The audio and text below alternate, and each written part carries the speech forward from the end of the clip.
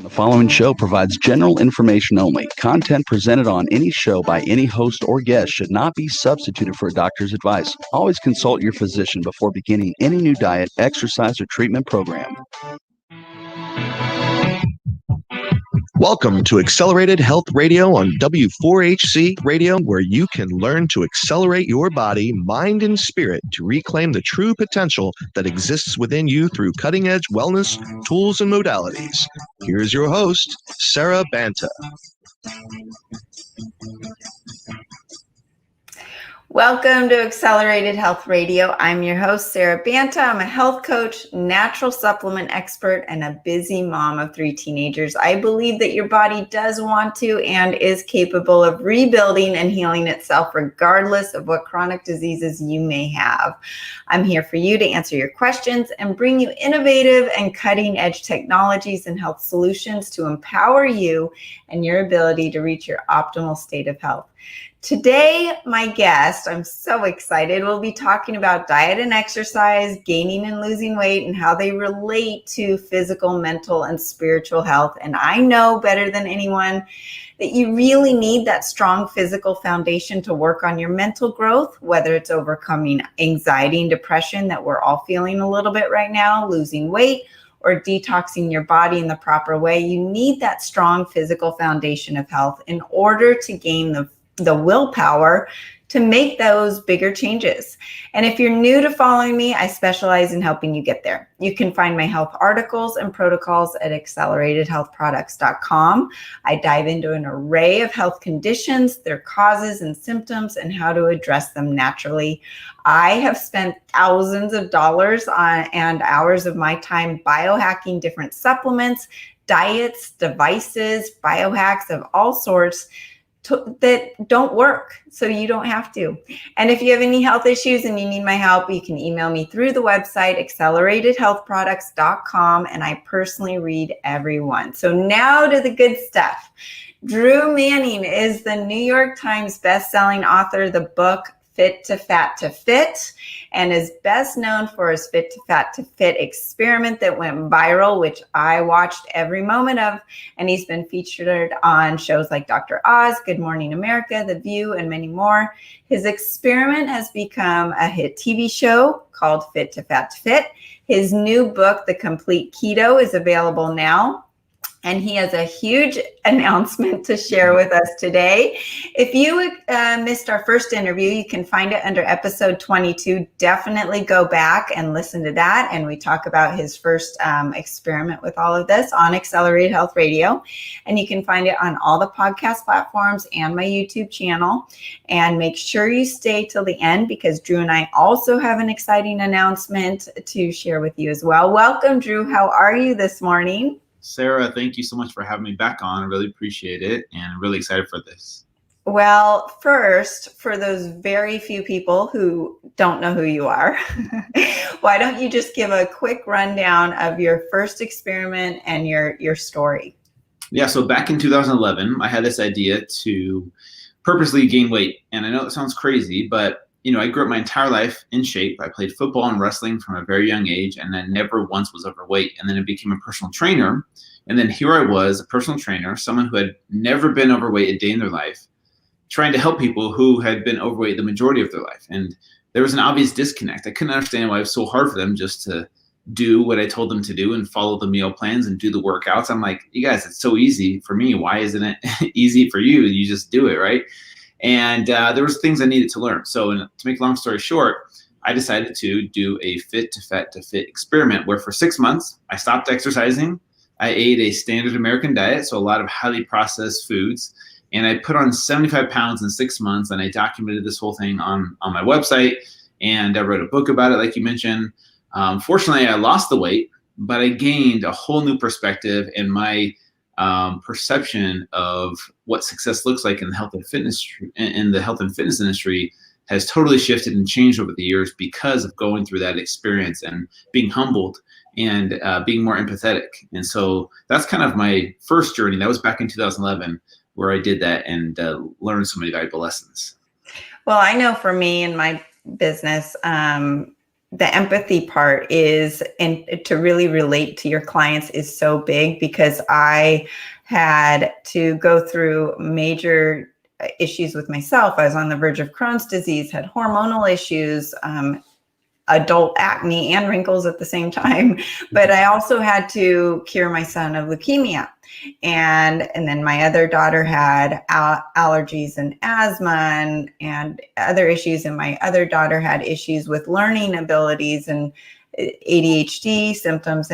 And when I connect with people on the fact that, I've been through it, I've struggled, and I can get you there, they listen. Whereas I'm not just a mouthpiece, just like everybody else, telling them that this is how you do it and it's super easy and you just follow steps 1 through 10. That's not the way it works. So your journey is, I had the chills, because it truly is a whole different approach, and people really appreciate that and they connect with it. And that's why it went viral. And that's why, people really listen to you now. So anyways, I want to touch, before we announce what you're going to do, what were the big side effects that you felt during the first time that you didn't realize you would? Obviously, you had body image issues because you've put on all this weight and you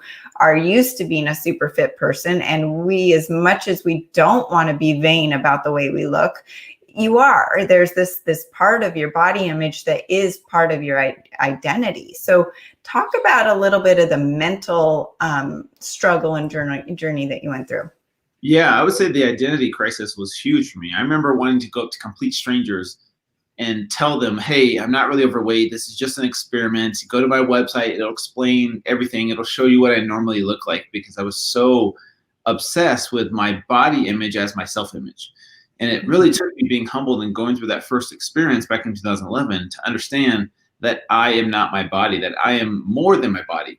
And the other surprises were how much of transformation is mental and emotional. Because before, knowing what I knew back then, I used to think it was all about the physical aspect of weight loss, right? Changing up your calories, your macros, your workouts, your exercises, your supplementation, your diet. And that's what's going to fix your problems by helping your body transform into a smaller version of yourself. And people think, well, okay, once I get that body, then my problems will go away. Then I'll be accepted by society. I'll love myself finally. And we think, that's the end all be all. When in reality, we know people who are miserable, even though they look perfect on the outside, they still hate themselves. And so it's not guaranteed happiness if you get this body that we're all trying to achieve. So for me, it really opened up my eyes to just how much of transformation is mental and emotional. The other thing I'll say that really surprised me was when I switched from eating those highly processed foods like Cinnamon Toast Crunch and Mountain Dew and white bread and white pasta and juices and granola bars and chips and cookies and crackers, like all that delicious food that we have here in America. When I went back to eating healthy again, it was surprising to me how much my body fought back against me, telling me I wanted the high from those processed foods. Even though I was a health nut and a trainer, I know I'm supposed to eat healthy, but my body had been so adapted to that way of eating for 6 months that I was really shocked and surprised of how much I suffered during those first 2 weeks. It was hell, but that's where it clicked for me, where I realized, man, this is what my clients have been trying to tell me. When I would give them a meal plan and a workout program, and I'd be like, all right, here you go, just do this, just be perfect.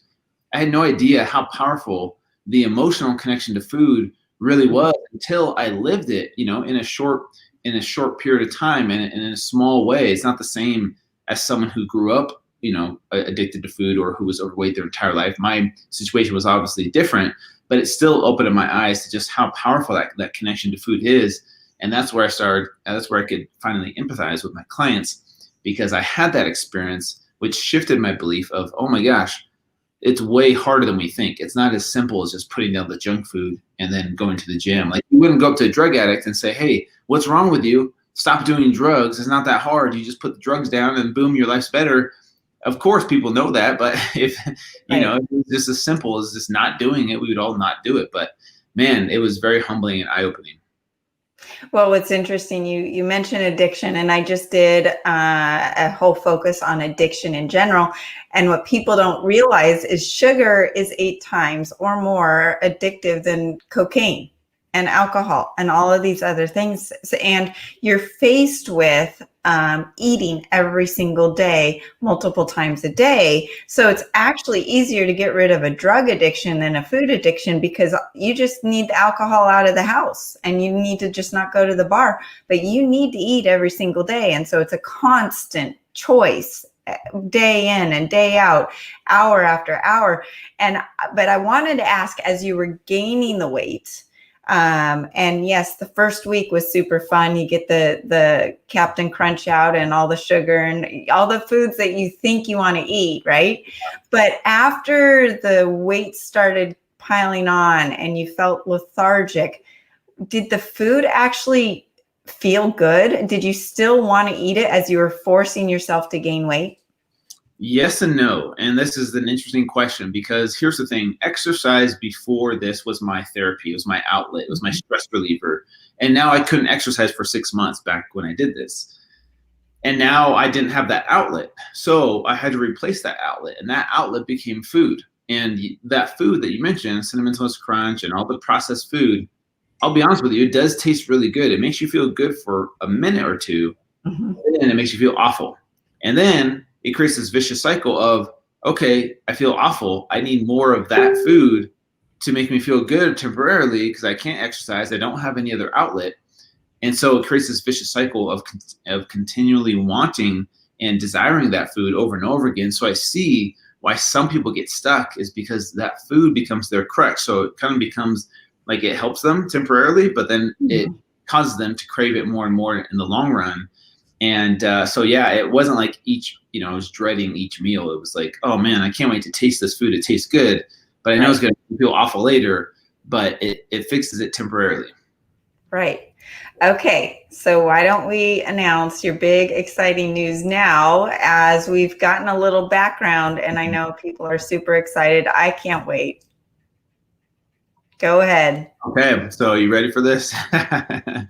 So I did that back in 2011. And things were different back then. My body was different. My metabolism was different. My hormones were different. And I turned 40 at the end of this year. And so I've decided to do this journey again, as crazy as it sounds, but as a 40-year-old. And the two main reasons I'm doing it, one is my message this time around is so clear, and I want so badly to get this message across.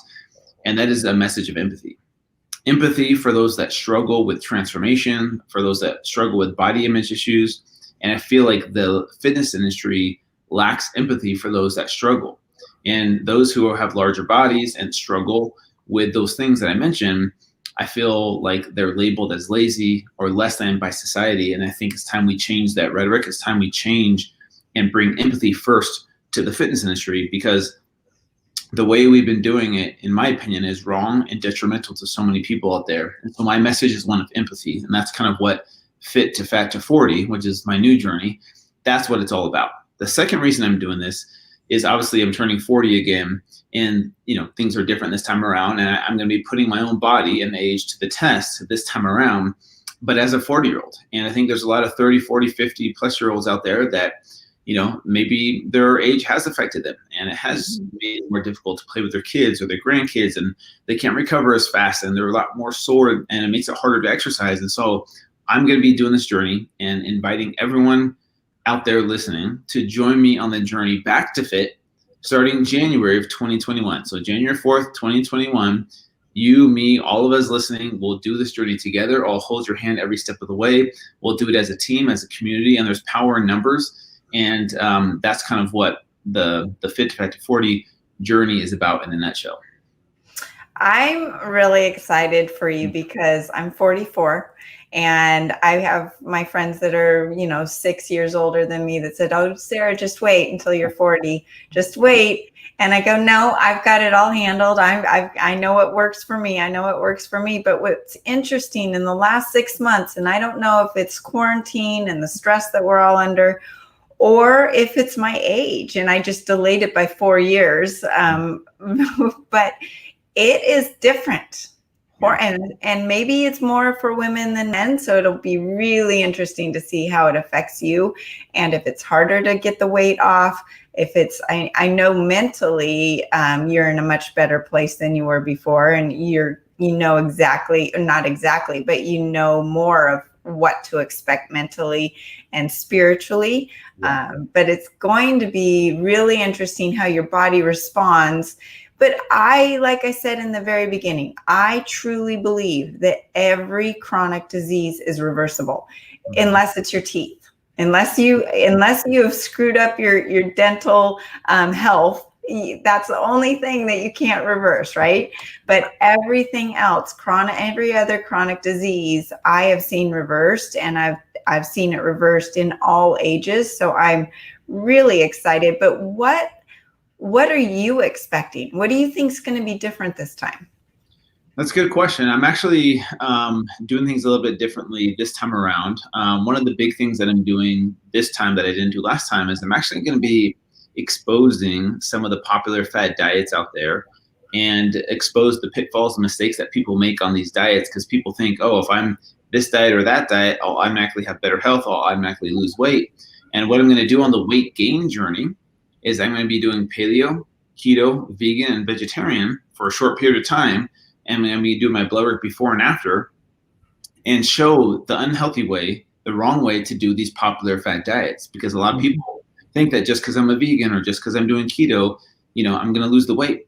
And I'm going to show people how not to do it on the journey of gaining weight. And then come February, when I'm on the journey back to fit, I'm going to show people how to do it the right way. So it's going to be very educational. I have multiple doctors working with me during this journey, doing all different types of blood work, all different types of lab work to show people what's happening on the inside of my body as I make these dietary changes. And so at this time around, it's going to be a lot more educational. It's going to be a lot more inspirational. I have the ability this time to have a film crew to document as much as possible, whereas last time I really didn't have that opportunity. Now, as far as will I be able to lose the weight? A lot of that is unknown because I am older, and I do think it will be more difficult. But my hope, just like the first time around when I did it, I had no idea if I was going to be able to lose the weight, and luckily I did. So I can't control that. All I can control is the process, me putting in the work, doing what I know I'm supposed to do. There's going to be a physical component, diet, exercise, but we're going to focus on sleep and stress management and, more of a mental, emotional, spiritual approach as well. So it's more of a complete transformation. It's not just about weight loss. It's not just about getting a skinny body and getting back to fit. It's about shifting people's perception of what success looks like in the health and fitness industry. And that's my goal, is to shift that perception so that people don't think it's about getting skinny or it's about getting the body of their dreams, because I feel like that is what derails so many people. Well, I love Dr. Eric Berg, who I follow, and I love what he says. He says you want to get healthy first to lose weight versus lose weight to get healthy. And the stress and mental health is I know so many people, and even with me, and I joke with my kids, if you think about eating a piece of cake, your blood sugar actually increases, right? Mm-hmm. And my kids will say, well, then I might as well eat the cake. But the thought, it's true. So your mental health has so much impact on your physical health. And if you have some trauma or abandonment issues or stress from work, and the cortisol is up, and that increases your blood sugar, and then you can't lose weight. People need to know that they need to address the stress in their life and their mental health just as much as their physical health. It's so tied in, and it's just that's what I love about what you're doing, because you are addressing all of these things instead of just the typical physical trainer who is going to someone and saying, go eat this, and you must be closet eating because you're not getting the results that you should be getting with what I'm telling you to do, right? Exactly. Yep, exactly. And the biggest thing, in my opinion, that needs to happen for people in order to make those changes is their self-awareness. If we could help increase people's self-awareness of where they are and understanding what their triggers are. So like you said, stress, trauma, emotional challenges from childhood, there's all these things that trigger us to go back to these bad habits, and we almost do it at the subconscious level where we don't even think about it, right? We're stressed out from work. We're triggered from something that's causing us, our cortisol to go up. And guess what? We reach for substances. Sometimes it's food, sometimes it's alcohol or drugs or distraction from social media or phones or whatever it is. There's all different types of distractions. And the goal, the key is to become more self-aware so that in those moments you can be more present and become more of the observer of your thoughts rather than becoming your thoughts and just reacting. When you're the observer, then you can thoughtfully respond in those situations where normally you would just react, grab some food, and then you eat the food and you're like, man, what did I just do? Why did I do that? And you beat yourself up. You feel the guilt and the shame of doing what you just did. In these moments of building self-awareness, then what you can do is be like, you know what? I understand what's happening. I see I'm triggered by this emotional response, like to the situation. Now in my mind, I can slow things down and be present and breathe and say, okay, do I really want this? Is it really worth it? And maybe sometimes it is, and we're not perfect, but at least you can thoughtfully respond to those situations. And that's where people start to become more self-aware and become more in control of how they respond to these emotional situations that we find ourselves in. Yeah, and then the other thing I love what you're doing is testing out all the different fad diets, because I am a keto person. And I've done keto since 2015 when I was in a car accident. I was rear-ended at 50 miles an hour, and I didn't do it because I wanted to lose weight. I did it for the brain fog that I was getting, the anxiety, the depression, and I started taking exogenous ketones, and it was like magic. And it just, it opened up a whole new world. And back then, no one really knew all the intricacies of keto. And it was, just eat a ton of butter, throw on the olive oil all over your food, eat a whole bunch of nuts, and you're going to be fine. And now I see it totally different. There's dirty keto, which I really, I try to spread the message that is not a healthy way to do it. And people say, well, I'm vegan, I can't go keto. Well, there's not one way for everybody. And I've got family members that are vegan. I've tried the carnivore diet. I've tried the vegan diet. I've tried vegetarian, paleo. I've tried them all. And there's a right way and a wrong way to do all of them. And they can all work and they can all not work. So I'm super excited to see you do and approach all of these diets. I mean, I know you focus on keto, but what's going to be interesting too is, correct me if I'm wrong, last time you weren't doing keto before leading up to the challenge, and then you were just starting to get into it possibly afterwards as you were losing the weight. Is that correct? Yeah, I didn't get into it until after Fit2Fat2Fit happened. I did more of I would say, paleo-ish approach to lose the weight, where I ate 5-6 small meals, high protein, moderate amount of carbs, but it definitely wasn't keto. I didn't really know what keto was in 2011. And then since then, definitely a huge proponent of keto, and that's what led me to write my second book, Complete Keto. Yes, I'm a huge fan of the keto diet, but just like these other diets that you mentioned, I feel like they're all tools that we have available in our tool belt to help us achieve better health. Some people get so fixated on a way of eating because maybe it saved their life, maybe it felt great to them, and it changed their perception and made them feel good. But what worked for you 10 years ago might not work for you today, right? Or what worked for you 6 months ago might not work for you 6 months from now. So it's always good to be open to new tools that might work better, for you in this moment. And that I wanted to give people those tools and show them that there's not just one way of eating that's right for all humans, right? We have to explore and experiment to figure out what's best for us. And that's why I'm okay with all these other diets. But like you said, there's a right way and wrong way to do them. So do your research, learn how not to do them, and then learn how best to do them for optimal health, no matter which path you choose. Yeah, and one thing I wanted to touch on today and I don't think that you've talked much about this, but I'm a mom of 3, and 2 of those are girls. My son he's an athlete. He's probably about 6% body fat. He's built like you. He's never going to have a weight issue, right? He eats keto for his health because, like I mentioned, he recovered from leukemia, and he eats to perform. Yeah. my girls are 14 and 16, and I know you have 2 young girls. How are you approaching body image and food and diet with your girls? Because it's such a touchy subject of don't eat this, don't eat that, but we don't want to focus on the body image. We want to focus on what's going on in their body and their mind and that relationship to food. And I'd love to hear your thoughts on that. Yeah, thank you for letting me talk about this. So I have 2 amazing women in my life that are part of this journey. One is my ex-wife, who's their mom, who is on board with our same philosophy of not making it about weight or not making it about our bodies. And same thing with my girlfriend. They're both friends. We all get along. We actually did a sit down and we recorded it for this journey because we're kind of creating a documentary style version of this whole journey that I'm doing. And they were part of that. And we were all brutally honest with, hey, this is how we should talk to them. Like, I'm explaining to them what I'm doing as an experiment, as part of my job. This is what I do.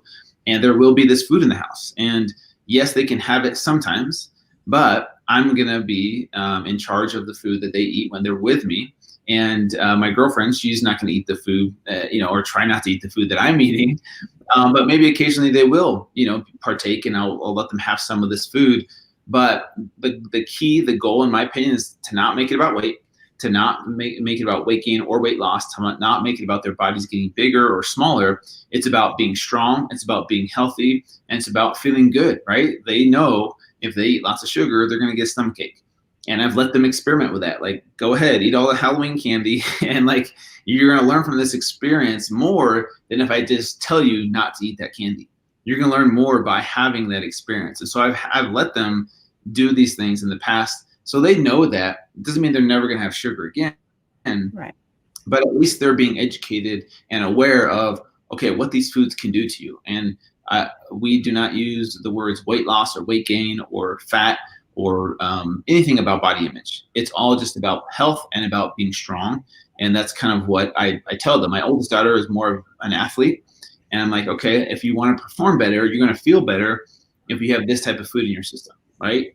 And if you have, the junk food in your system, you're probably not going to feel as good when you're exercising. And so, that's kind of what we have decided to talk to them about. I feel like if I restrict it from them completely and never let them have any of it, it makes them want to desire it more, in my opinion. So we'll see. We're going to find what that balance is, whether it's once a week or, every few days they can have some of what I'm having.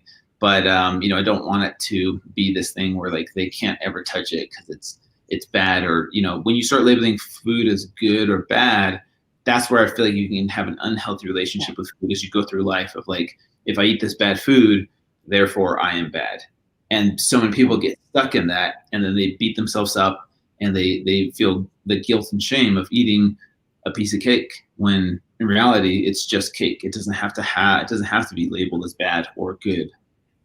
Yeah, exactly. And it's interesting now that because I was addicted to sugar, there's no doubt, because I grew up in an era where fat was bad, right? So if you're not eating fat, what are you eating? You're eating protein and carbs. And I was living off of frozen yogurt and fruit and bagels. And I didn't know it. I thought I was doing the right thing and healthy. And I was probably late 20s, and I would test my blood sugar and it was through the roof. And I thought, oh my God, what am I doing wrong? But then so switching to a ketogenic diet was difficult because I had to change my view of fat. But what people don't understand is that when you get off the sugar train,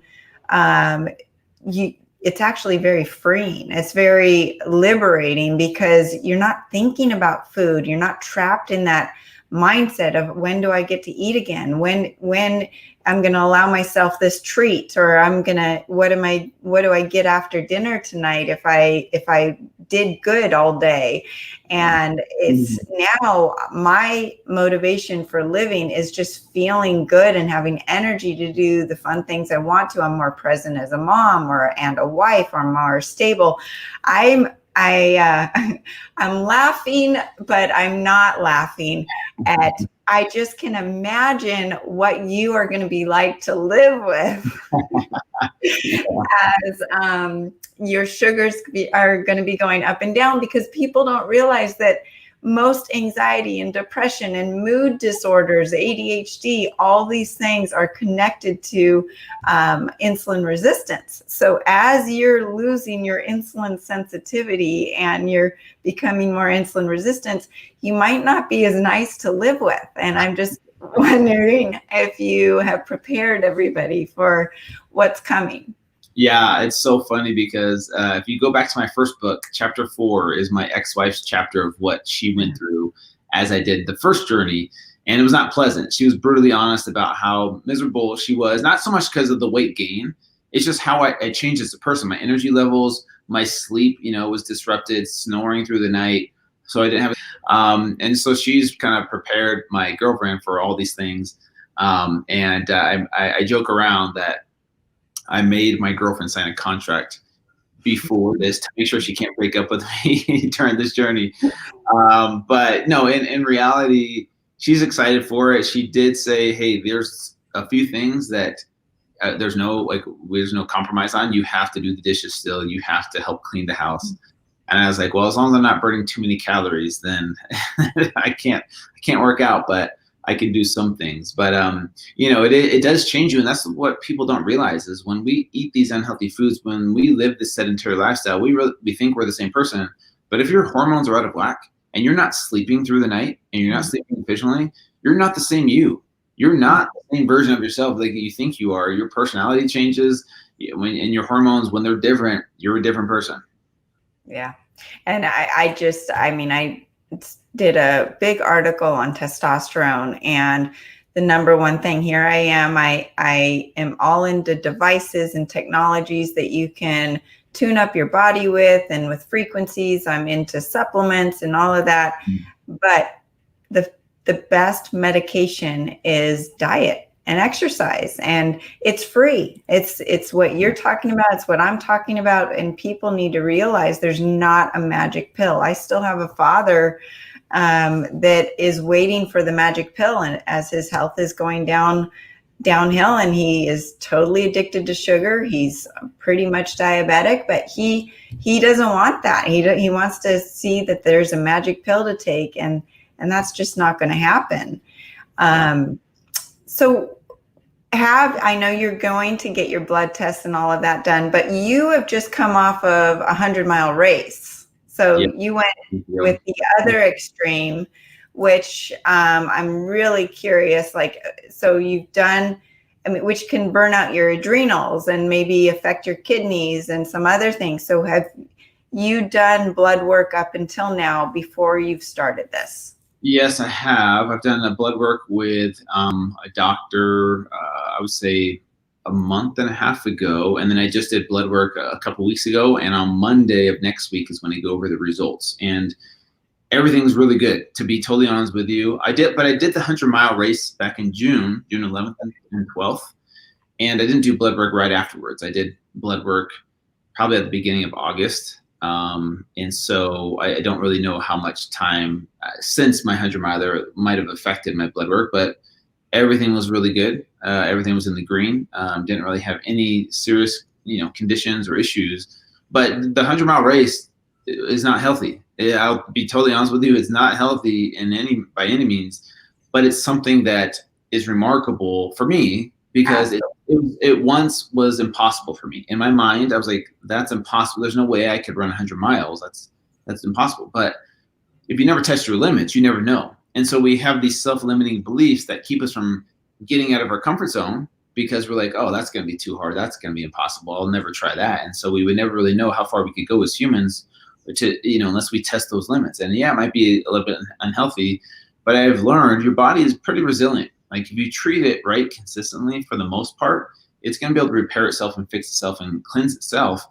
Even though I'm doing these crazy experiments like 100 miles and, I did Fit2Fat2Fit for 6 months back in the day. And, fortunately my health is there's no long lasting repercussions that I know of. And that's why I want to really bring that awareness to this new journey of, of showing it from a health perspective and not so much just from a weight perspective. Mm-hmm. What's interesting is I've grown up working out all my life. I was an athlete in high school, and that just is how I grew up. But there are those days where I thought, God, is this really worth it? Do I need to keep going? And what I'm so excited about watching you is for you to show us how quickly it can go in the wrong direction. And that it is a cumulative result, especially as we age and the hormones, especially with women. I'm really curious for you to do it as a male, because I know as a female, you can't get away with the things that I got away with in my 20s and 30s, just because of the hormonal changes we're into. But my husband always laughs, and I shouldn't say laughs. He gets frustrated because he's built he's never had a weight issue, but he works at it, and people think, oh, he's just lucky. Well, it's not luck. It's just that you're continuing, that's part of your lifestyle, and that it is a lifestyle. It's not a diet, and you just have to keep going and going and making it something you enjoy, and finding the exercise and the foods that you enjoy to make it work. But it's going to be interesting when you start back again, which we have to have you on in January, to see where your motivation is. I mean, you're going to be frustrated in December saying, I can't wait to work out again. But January 4th, you go for your first workout. How's January 5th going to feel? Right? And I'd love to hear, like, even from last time, what was that like when you first got back on the wagon, and was it like, okay, I can't do this? Where was your mentality? Yeah, here's what's so interesting, Sarah, about that is I remember very clearly my last journey in 2011. I was, of course, the personal trainer in me was super excited to get my body back. And I was like, yes, I'm going to get my body back in 1 week, thinking like I could do it. But what was so interesting to me was knowing all the hard work that was going to happen, all the heavy breathing and sweating and sore muscles and just exhaustion, that comes sometimes from going from the couch to exercising again. And it kind of dawned on me, man, I see why people get stuck in this phase where they don't do anything, because the idea of change seems so hard. Like, you're at the bottom of the mountain. To climb to the top of the mountain is a long journey. And to think about it in seeing it in its entirety can be overwhelming for some people. And that's why they don't even start, because they're like, man, I know how hard it's going to be to get to the top, and I don't even want to try, because yes, it sucks being here, but the idea of change seems so overwhelming for people. And that's where it clicked for me. Like, I get why people get stuck, because it is hard. Like, the idea of change and being uncomfortable for 4 months, 6 months, a year, 2 years of pushing your body, is hard to train your mind to get comfortable with that. And that's what I'm trying to get across to people is, if you can become comfortable with being uncomfortable, you can do anything in this life. And so it doesn't have to start with, okay, going from nothing to running 100 miles the next day. It can be as simple as, getting up and going for a walk the next day, like something super small, and be like, all right, if I could walk consistently for 30 days straight, then maybe I can, go for a jog one day and pick up the pace, or go walk up a hill instead. And then you get comfortable with that uncomfortability, and then you start to grow from there. And that's what life is about. That's where growth happens, is outside your comfort zone. And so exercise and this whole, living healthy can be overwhelming when you think about, when you look at the mountain, in its entirety, instead of one step at a time, just one step in front of the other, and just slowly making progress. You look back and you're like, wow, I'm halfway up the mountain. I might as well keep going, Yeah. Well, so tell us what this is going to look like. What's your day going to look like? How much are you going to eat? What are the parameters? Are you allowed to go on a walk? I mean, you live in beautiful Utah. Are you confined to your living room and you can't move, or are you allowed to stretch? What is it going to involve? So the goal really is to step into the shoes of someone who is sedentary. And so what I'm going to be doing is no exercise. Can I go for a walk? maybe something small like walking my dog, because I do have a dog and my dog needs exercise, but it would be a small walk. Other than that, no exercise. Other than that, walking around the house, being with my daughters, won't be playing with them necessarily, like running around with them, but just, playing with them, being present with them. I can eat whatever I want to, but I will be tracking my macros and my calories on an app and display that throughout my journey so people could see, whoa, Drew ate 7,000 calories today, or man, he ate, 500 grams of fat or something like that. So people could kind of track to see what I'm eating every single day. And I think that's important data. Also be wearing a CGM device, a continuous glucose monitor, to show people what's happening to my blood glucose levels as I gain the weight and as I lose the weight. And during my paleo, keto, vegan, vegetarian journeys, I'll be showing my glucose levels as well during that, and my ketone levels for the keto part. And just trying to track as much data as possible. Now that the specific dates are August 27th is the day I start. And then I go through December 27th, which is my 40th birthday. So that's exactly 4 months of gaining weight. And then on January 4th of 2021 is when we start the journey back to fit, and we all do it together. So I'll be putting my meal plans, my recipes, my workouts on my website for absolutely free, that people can follow along with me and see exactly what I'm eating every single day. And people could choose to do it with me or not. And but it's a call for everyone to do this together, because I know once 2021 hits, that first Monday of January, everyone's going to want some change. 2020 was a hard year for so many people, physically, mentally, emotionally, spiritually. I think most people just want to be done with this year already. It's like the longest year in history. And so I know people are going to want a change come January of 2021. And I'm going to say, hey, let's do this together. I have weight to lose. You have weight to lose. Like, why not do this together as a team and as a community? And that's kind of the details of the entire journey. Well, I can't wait, because I'm a nerd and I love the numbers and the blood glucose, the ketone levels. I can't wait to see, what those numbers are, how quickly they drastically change, if it's going to be much different than when you did it when you were younger, if age has a part in it. And for people to also see your change in attitude and energy level and all of that, just as those numbers go in the wrong direction and go back in the right direction. I'm so grateful to you. And I'm going to be promoting this for all of my clients and my listeners to watch, because people need to see this. People don't realize what it is, the power of food and exercise. And like I mentioned before, children are a huge passion of mine, because they're just faced with so much junk food day in and day out. And the parents are struggling with the anxiety and depression and ADHD that these kids have, especially right now. And I just want to tell them, just change the food. Let's take one step at a time, and what a big difference that would make.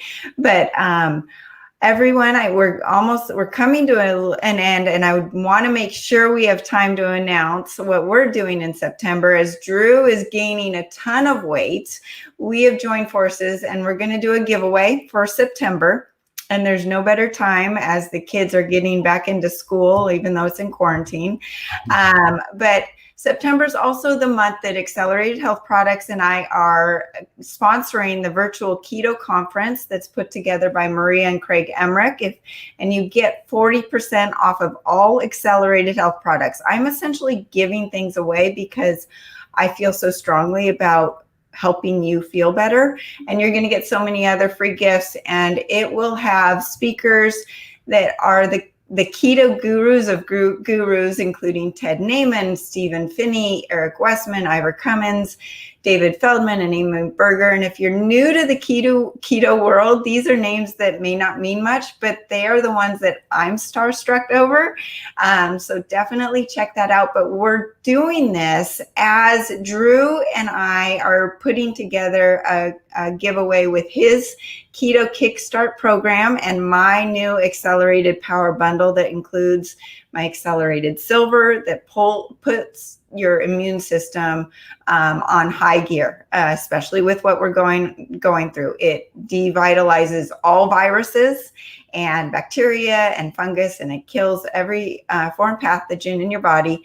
the accelerated keto and the accelerated ancient salt. Salt is super important for the diet. It's not what we've been taught, just like the low-fat diet was not the correct way to be eating. But this is a value of almost $800, so definitely check it out. So Drew, can you tell us about the Keto Kickstart program? And as you're gaining weight, you're going to be coaching everyone else on your own platform with all of your different programs and doing exactly the opposite. But can you tell us what the Keto Kickstart program is? Yeah, so it's a very easy to download 60-day program to get started on the ketogenic diet. It's a very quick, easy guide to just learn how to do the diet, what to eat in a typical day. There's meal plans, detailed meal plans. There's easy to make delicious recipes that literally anyone can make. And it's a super simple way to get started on the ketogenic diet. And this is what I would highly recommend you all do to get started now, so that come January, you're not just waiting until January to get started. I would get started now while I'm gaining the weight, do the opposite of what I'm doing, so that come January, you're already a step ahead of me and you're already running circles around me. And hopefully I'll catch up to you. But I would highly recommend going to check out that program. You could go to Fit2Fat2Fit.com and check out all my programs. And if you want to join me on the journey of Fit2Fat240, you can find that through Fit2Fat2Fit.com or go to Fit2Fat240.com as well to find all of it. Awesome. And you have some other more in-depth programs as well. Do you want to speak to those as well? Yeah, so I have a 6-month keto program as well for someone that was looking for more of a long-term handhold, right? Because my goal is to, you give a man a fish, you feed him for a day, you teach them how to fish, you feed them for a lifetime. So my goal is to give you the tools to be able to live this as a lifestyle long-term. And some people might, 60 days might not be enough time. So I do have a 6-month program as well. And then I have a 30-day complete keto program. And what's different about that is it's based off of my book, Complete Keto, that you can get on Amazon. And that is more of a whole foods, a dairy-free, nut-free approach to keto, with a lot of tips, tricks, and hacks on the mental and emotional and spiritual side. So in that, you'll find daily exercises, meal plans, recipes, but also you'll find daily meditation practices. You'll find a gratitude list every day and a positive affirmation list to do every single day as well. And so it's more of a holistic, complete approach to transformation. So there's something for everyone, and you can find that under the programs tab on my website. I love that you include all of that. I talk to my kids all the time, especially now that we're all trying to find our schedule, because school and sports are so wacky right now. It's really hard to teach these kids what to do during the day. And I tell them, you need to meditate every day. You need to make sure you're learning at something. And are you eating right? Are you working out? And we're a religious family. Are you doing your Bible study or whatever it is to keep you moving one step in front of the other and keep going? Now, this is going to be a question for this day and backwards. What are the 3 things that you do every single day without fail to keep yourself motivated to moving forward?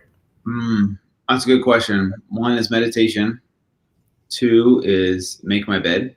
That just helps with daily discipline. And the 3rd thing is a daily gratitude list. And that really helps my brain focus on the things I'm grateful for. Even when I have a bad day and even when things suck, you could always find something to be grateful for. And that's what helps you be more fulfilled in the here and now. And so those are my 3 things. I love that. And I do the same. I can't live without it. And, if I'm having a bad day, it turns me around. And so, Drew, I'm so grateful for you doing this journey. I'm grateful for you coming on today. And everybody, check out his website, his programs, follow him on Instagram, all of the platforms. He's on everything, Twitter, Facebook, every platform. And he's got his podcast. It's a weekly podcast, Fit2Fat2Fit, the experiment, correct? Yeah, or Fit2Fat240 is what it's called this time. Okay. And love his guests and love what he's doing. So thank you everyone for joining us today. And if I can help you with any of your issues, you can contact me, Sarah, at acceleratedhealthproducts.com. I'm happy to put together a protocol for you. I know sometimes it's hard to know where to start. You can follow me on Facebook and Instagram under Accelerated Health Products and my YouTube channel under Accelerated Health Radio.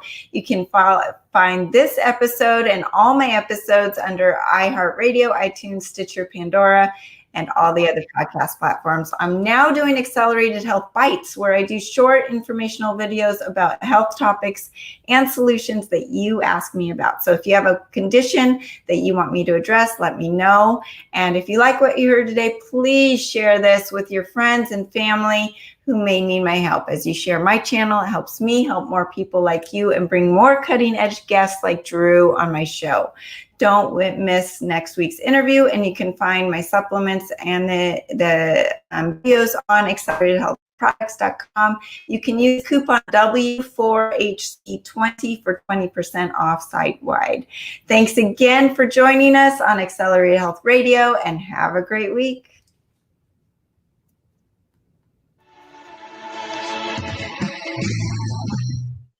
Are you wanting to optimize your physical, mental, and emotional health? Visit www.acceleratedhealthproducts.com. Accelerated Health Products to detox, reset, and rebuild your immune system naturally to accelerate your body, mind, and spirit with cutting-edge supplements and solutions. Get Sarah Banta's personal advice on a protocol just right for you. That's www.acceleratedhealthproducts.com.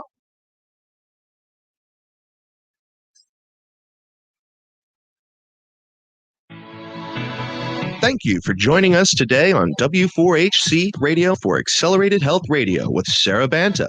Make sure to tune in every week at 11 a.m. Eastern Standard Time to uncover your highest potential through natural and innovative wellness modalities.